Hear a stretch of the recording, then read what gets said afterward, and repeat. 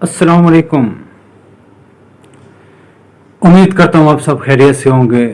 मैं भी अल्लाह के करम से, उसकी मेहरबानी ख़ास से बिल्कुल खैरियत से हूँ। आज बड़ा नाजुक किस्म का टॉपिक, दिल नहीं चाह रहा था इस मौजू पर गुफ्तगू करने की पर, लेकिन ये हमारे माशरे का अलमिया है।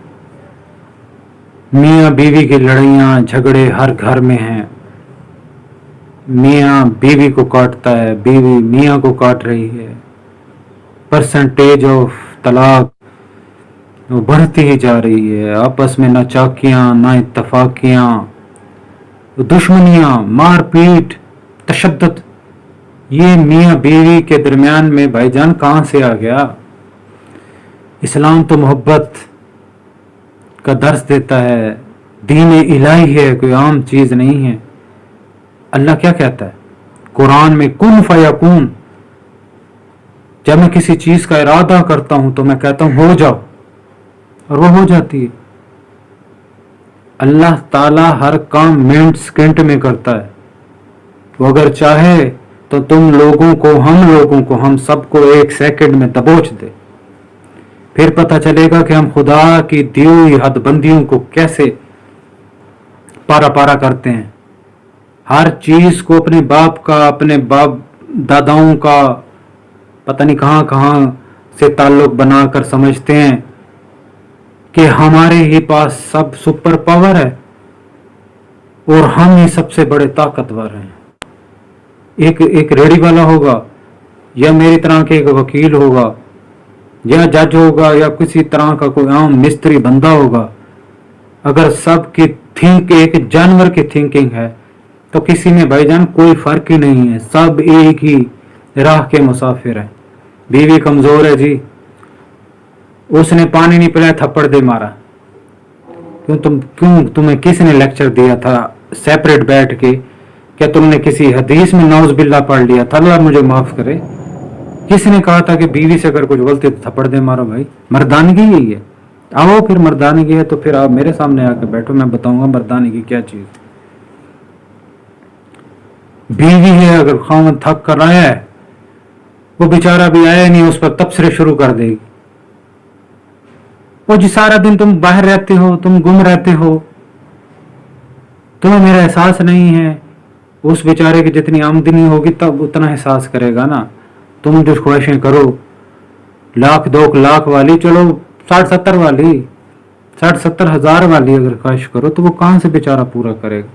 तो सारा दिन का थका हुआ घर में एंटर हुआ, बीवी ने उस पर हाँकना भौंकना शुरू कर दिए और गालियां देने शुरू कर दिए। रिटर्न में फिर उसे, आखिर मर्द है, फिर मर्दानगी दिखाना तो उसका शेवा है। जो उसके हाथ में आएगा वो मारेगा, मारते मारते बाजू बाद मार ही देता है। कोशिश ये करें, इस्लाम कहता है इस्लाम के नज़दीक, अल्लाह के नज़दीक सबसे नापसंदीदा जो अमल है वो तलाक है। अल्लाह ने कुरान में भी बताया है कि मेरे नज़दीक ये सबसे, अगर कोई नापसंदीदा काम हो सकता है तो ये तलाक। कोशिश ये करें, घर बसाएं, घरों को बर्बाद ना करें।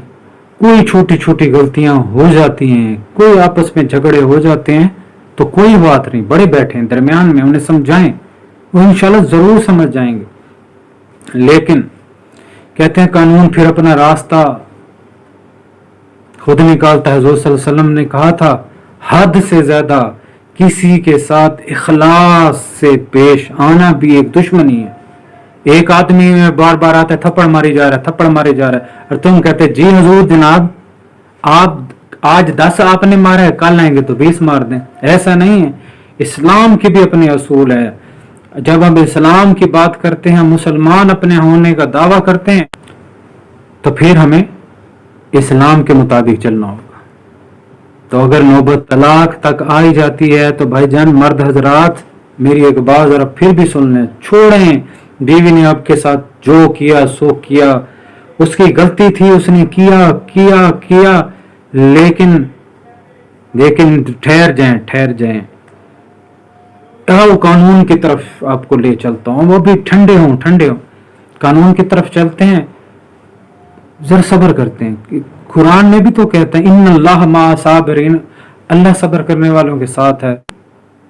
मुस्लिम फैमिली ऑर्डिनेंस 7 सब शिक 1, इसके तहत खामन साहब को कुछ करना पड़ेगा। ऐसा नहीं 3 बार तलाक दिए दे का तो फारिग काम। Muslim family ordinance section 7 sub section उसका 1 है।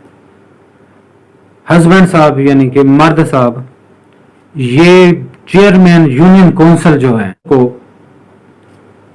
एक नोटिस जारी करेगा और एक वही सेम नोटिस अपनी बीवी को जारी करेगा।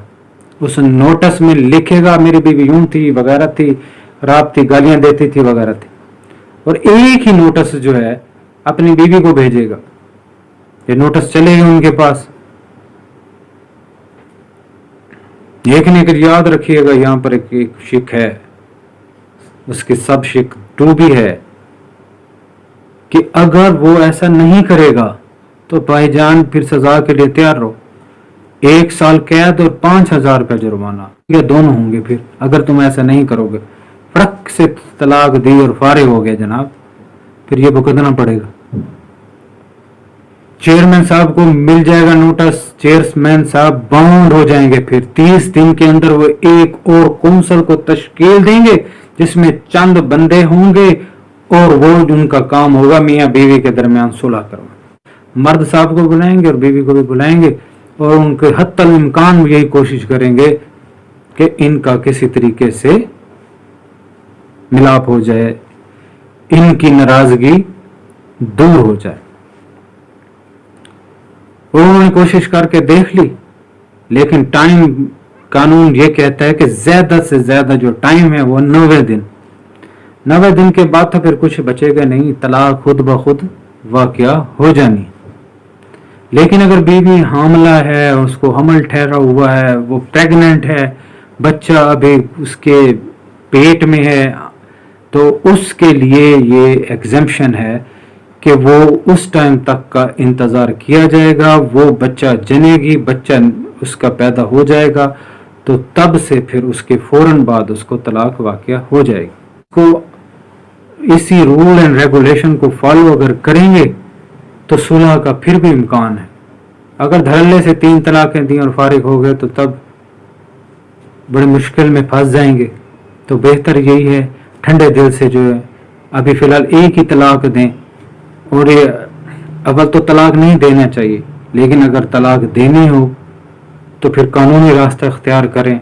इसके दौरान आपके पास 90 दिन भी होंगे, कौंसल भी तश्कील दी जाएगी चेयरमैन की तरफ से, बंदे भी वहाँ पर बैठेंगे, दोनों पार्टीज को बुलाएंगे और आपका इंशाल्लाह आपकी जो दोनों मियाँ बीवी की नाराज़गी, ये रिश्ते ऐसे नहीं होते, ये सरे बाजार नीलाम, ऐसे रिश्तों को सरे बाजार नीलाम नहीं किया जाता।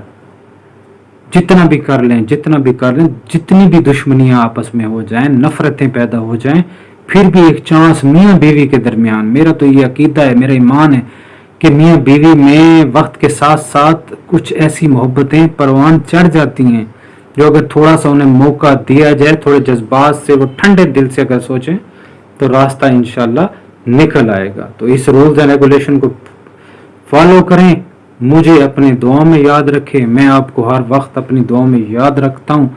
फिर वही एंड में फिर वही रिक्वेस्ट होगी, अगर आप तो भाईजान गैरत पकड़ लें, अभी भी रिजल्ट वैसा नहीं आ रहा, बल्कि यूं कहें 0 जमा 0 इज इक्वल टू क्या होता है, नीचे कमेंट्स में लिखिएगा 0, ठीक है।